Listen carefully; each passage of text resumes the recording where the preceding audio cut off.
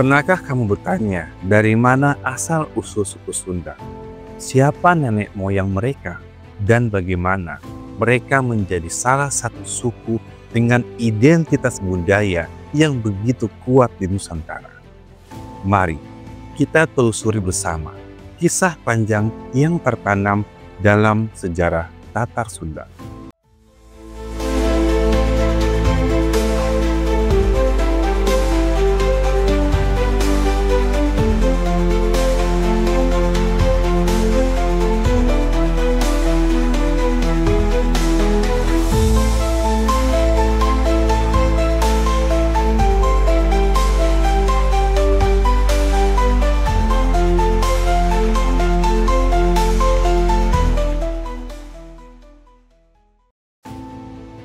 Sundalandia dan awal peradaban.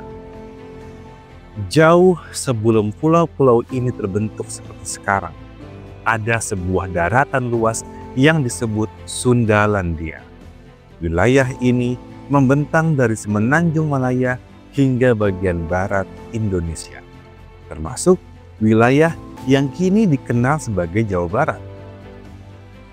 Sundalandia bukan hanya paparan daratan, tetapi tempat berkembangnya salah satu peradaban manusia paling awal di Asia Tenggara. Dengan tanah yang subur, sungai yang mengalir deras, dan hutan yang kaya, Sundalandia menjadi rumah bagi nenek moyang bangsa-bangsa di Nusantara, termasuk suku Sunda.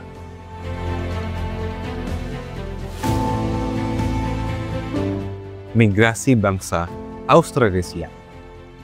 Asal-usul suku Sunda juga tak lepas dari migrasi bangsa Austronesia.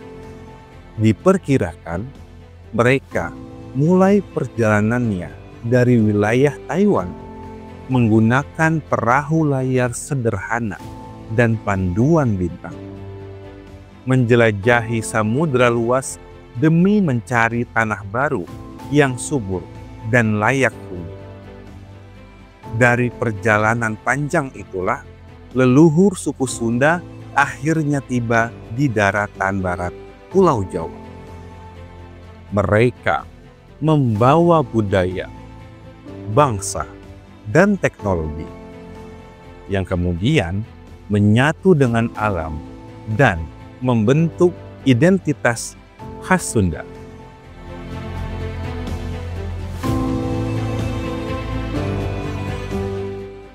Kerajaan Salaka-Nagara dan Tarumanagara. Memasuki abad kedua Masehi, di wilayah yang kini dikenal sebagai Banten dan sekitarnya, lahirlah kerajaan Salaka-Nagara. Kerajaan tertua di Tatar Sunda, dipimpin oleh Dewa Warman. Kerajaan ini menjadi titik awal lahirnya peradaban politik di tanah Sunda. Berperan sebagai pusat perdagangan antara Nusantara dengan pedagang asing dari India maupun Tiongkok. Tak lama kemudian muncul pula kerajaan Tarumanagara yang menjadi simbol kemajuan di bidang irigasi, pertanian, dan spiritualitas. Prasasti-prasasti batu peninggalan kerajaan ini menunjukkan kuatnya pengaruh Hindu, baik dalam kehidupan masyarakat maupun struktur pemerintahan.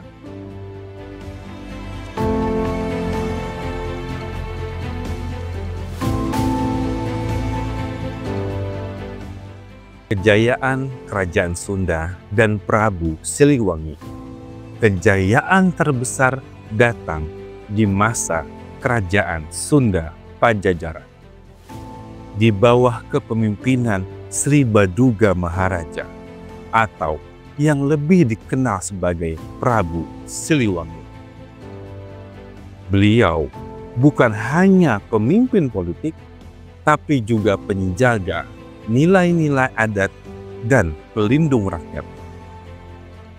Di masa inilah pusat pemerintahan di Pakuan Pajajaran berkembang pesat, menjadi kekuatan ekonomi, budaya, dan spiritual di kawasan barat Pulau Jawa.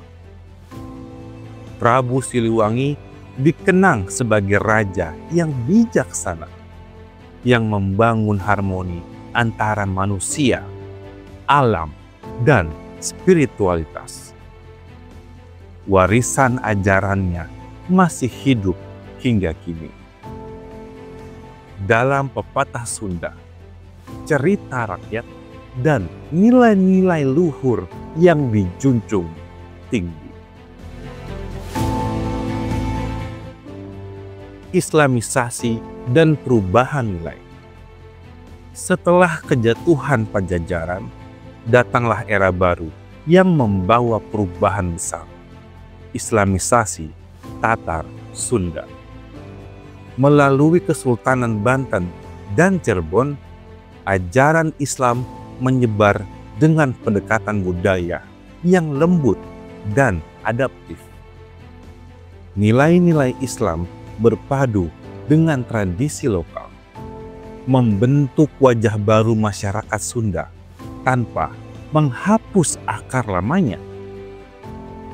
Uniknya, tradisi kepercayaan seperti Sunda Wiwitan tetap bertahan dan hidup berdampingan dengan ajaran Islam, menunjukkan kemampuan masyarakat Sunda dalam menjaga identitas sambil beradaptasi.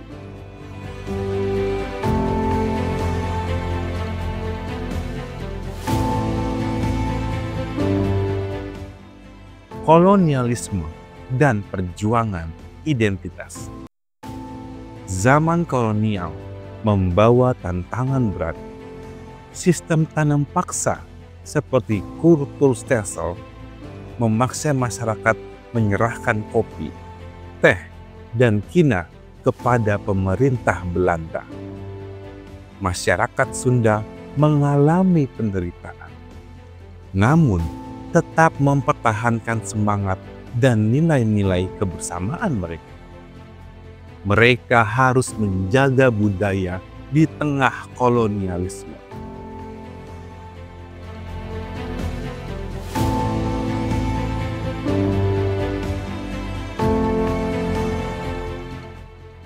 Era kemerdekaan dan pelestarian budaya.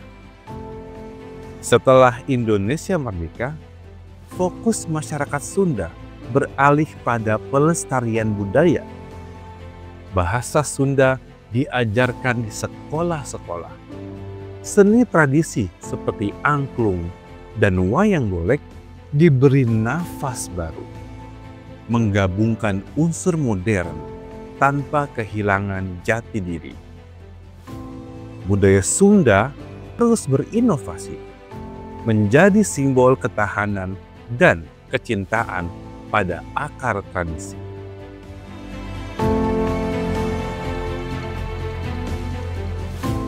Filosofi hidup orang Sunda. Nama Sunda berasal dari bahasa Sanskerta yang berarti terang, bersih, dan murni. Nilai-nilai ini hidup dalam keseharian masyarakat Sunda, dari kesopanan dalam berbicara, keramahan menyambut tamu, hingga menjaga keharmonisan dengan alam. Bahasa Sunda tak hanya hidup di buku sejarah, tapi hadir dalam makanan, seperti nasi liwet dan lotek, dalam lagu, tarian, hingga pepatah orang tua. Dari masa ke masa, suku Sunda menunjukkan bahwa identitas bukan sesuatu yang statis, melainkan sesuatu yang dijaga, dirawat, dan diwariskan.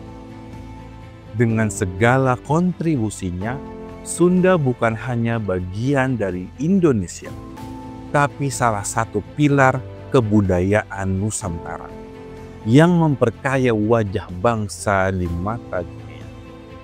Dan inilah kisah kami hari ini tentang asal-usul dan perjalanan panjang suku Sunda. Kalau kamu suka konten sejarah seperti ini, jangan lupa like, share, dan subscribe untuk mendukung channel ini tetap hidup dan berkembang. Sampai jumpa di episode berikutnya.